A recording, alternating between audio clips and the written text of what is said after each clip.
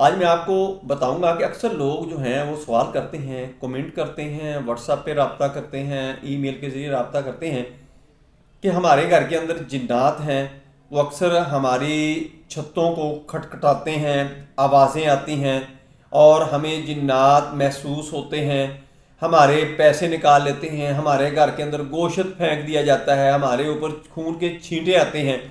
तो ये आप इससे कैसे जान छुड़ा सकते हैं, ये आज मैं आपको डिटेल के साथ बताऊंगा।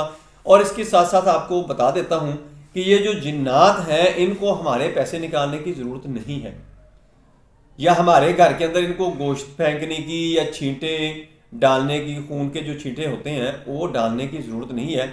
इनको इस्तेमाल किया जाता है, इनको मैनेज करते हैं ये जो जादूगर होते हैं। जादू करवाने वाले जो हैं उनको कहते हैं, और जो जादूगर होता है वो इनको भेजता है